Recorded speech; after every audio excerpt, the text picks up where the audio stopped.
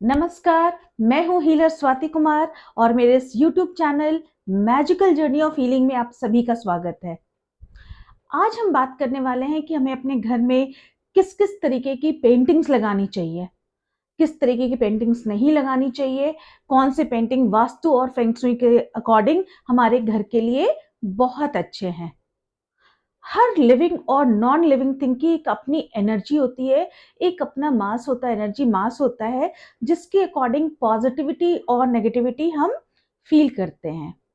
तो सबसे पहले मैं ये बात करूंगी कि हमें कौन-कौन सी पेंटिंग्स नहीं लगानी चाहिए, फिर कौन-कौन सी पेंटिंग्स घर के लिए अच्छी हैं और सबसे अंत में जो सबसे एक बहुत कंफ्यूजिंग टॉपिक है कि जो हमारे पूर्वज हैं उनकी जो पेंटिंग्स हैं उन्हें हमें लगानी चाहिए, नहीं लगानी चाहिए, कहाँ लगानी चाहिए।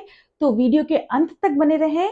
हम अभी शुरू करते हैं अपना आज का सफर, किस-किस तरीके की पेंटिंग्स नहीं लगानी चाहिए। आजकल एब्स्ट्रैक्ट पेंटिंग का, मॉडर्न आर्ट का ज़माना है। लोग बहुत तरीके के पेंटिंग्स ऐसे लगाते हैं जिनकी अ, पॉज़िटिविटी हमें बहुत कम महसूस होती है। लेकिन हाँ, एक वो स्टाइल स्टेटमेंट है इसलिए उसको ज़रूर लगाते हैं।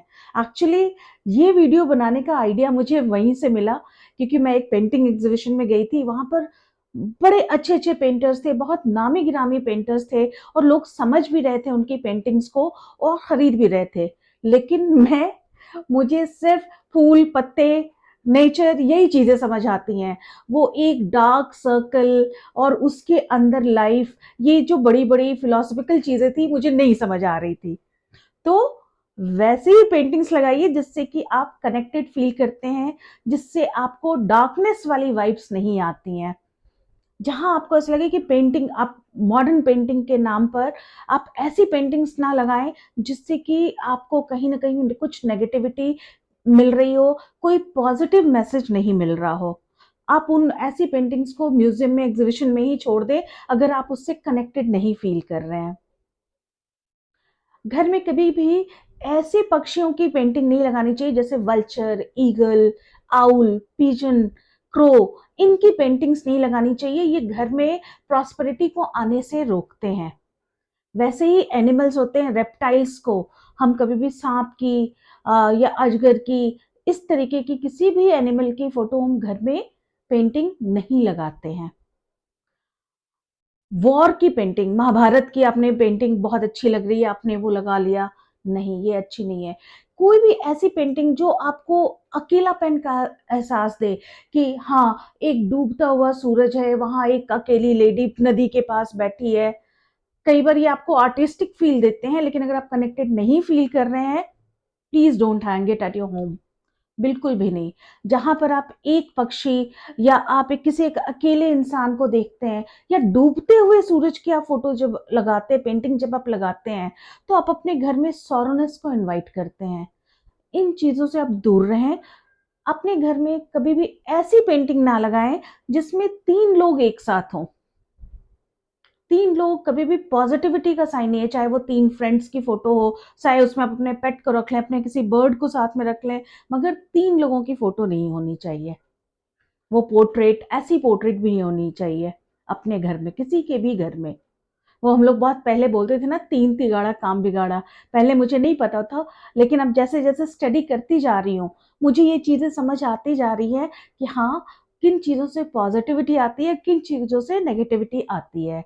ये सब जितनी भी बातें मैं आपसे शेयर कर रही हूँ, ये सारे फेंग शुई के अकॉर्डिंग है, वास्तु के अकॉर्डिंग है।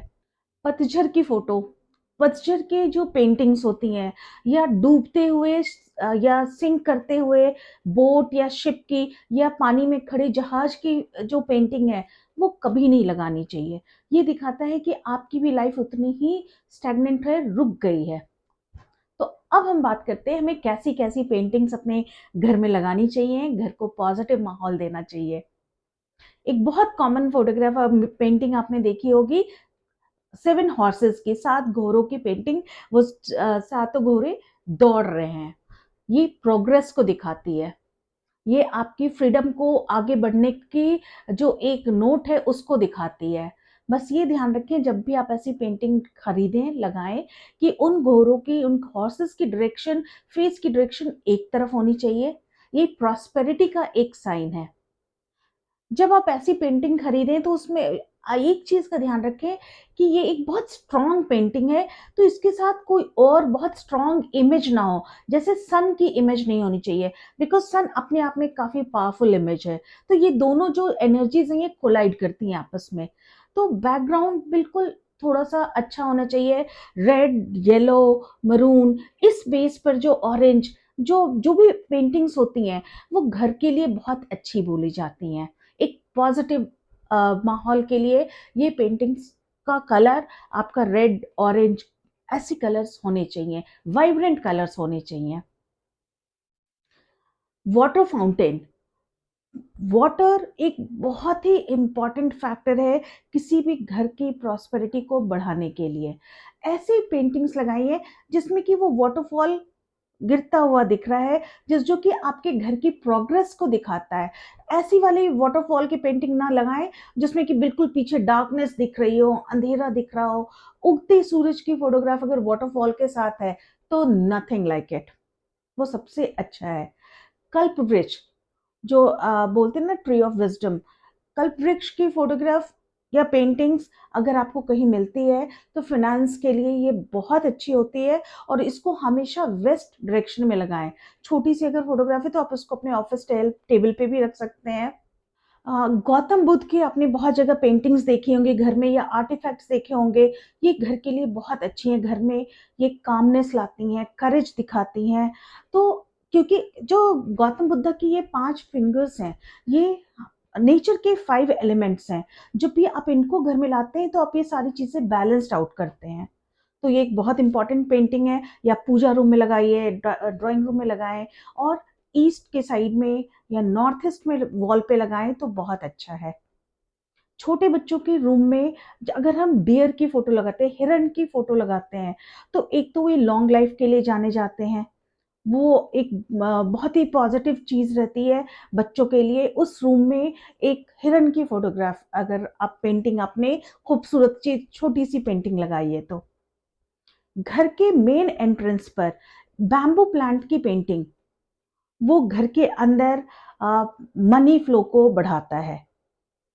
ऐसी पेंटिंग्स जो कि जिसमें कि विंड हो, विंड फाइनेंस से रिलेटेड है, तो ऐसी चीजें जो कि घर में पैसे की बरकत करे, वैसी वाली पेंटिंग्स होती हैं। जहां आपकी किसी भी पेंटिंग में आप हवा देखते हैं, जैसे हवा का फ्लो है, बहते हुआ पानी है, या फिर बहते हुए पेड़ पौधे, नेचर, ठंडी हवा में वो रहे, तो ऐसी वाली पेंटिंग जरूर लगाएं। Floral painting, multi coloured flowers हैं, एक ब्लू वाज में है, एक बहुत कॉमन सी पेंटिंग है ये। तो ऐसे जहाँ कलरफुल जो ये पेंटिंग्स होती हैं, ये घर में जॉय और हैप्पीनेस लाती हैं। किचन के पास आप फ्रूट से रिलेटेड, फ्रूट का एक बोल है, उससे रिलेटेड पेंटिंग लगा सकते हैं। ये घर के ची फैक्टर को बढ़ाता है और बच्चों में हंगर भी बढ़ाता है। अब कामधेनु भी, कामधेनु की पेंटिंग आप लगा सकते हैं, देवी देवताओं की पेंटिंग लगा सकते हैं, पूजा रूम में लगा सकते हैं, सरस्वती जी की पेंटिंग आप लगा सकते हैं। इन सब का एक बहुत पॉजिटिव इम्पैक्ट होता है। और अब लास्ट में मैं बात कर रही हूँ हमारे पूर्वजों की पोर्ट्रेट की, फोटोग्राफ की। ये एक बहुत डिबेटेबल पॉइंट है कि हमें अपने पूर्वजों की फोटोग्राफ लगानी चाहिए घर में, उनकी पेंटिंग हैंग करनी चाहिए या नहीं करनी चाहिए। जो जिन पूर्वजों को हम अपना रिस्पेक्ट देते हैं उनकी पेंटिंग हम भला क्यों ना लगाएं। बस कुछ रूल्स हैं, कुछ नियम हैं जिनको हमें सुनना है, समझना है। हम अपने पूर्वजों की फोटोग्राफ या पेंटिंग या पोर्ट्रेट कभी भी पूजा रूम में नहीं लगाएंगे, कभी भी ईस्ट या नॉर्थ ईस्ट डायरेक्शन में नहीं लगाएंगे। ये फिर इनऑस्पिशियस होता है, ये अशुभ होता है। हम उनकी पेंटिंग्स हमेशा साउथ वॉल पर लगाएंगे। हमें उनको याद करने का पूरा हक है, और वास्तु के अकॉर्डिंग हम उनको साउथ वॉल पर लगा सकते हैं, अपने घर के साउथ साइड पे लगा सकते हैं, और अपने अपना रिस्पेक्ट उनको इस तरीके से दिखा सकते हैं। उम्मीद है मेरा ये वीडियो आपको पसंद आया होगा, और आपके घर में कुछ न कुछ पॉजिटिविटी आप मेरे इस वीडियो के थ्रू ला पाएंगे। तो आज के लिए बस इतना ही। मिलते हैं हम एक नए वीडियो में एक नए टॉपिक के साथ। तब तक के लिए take care, good bye. Please like, follow and subscribe my channel. Thank you.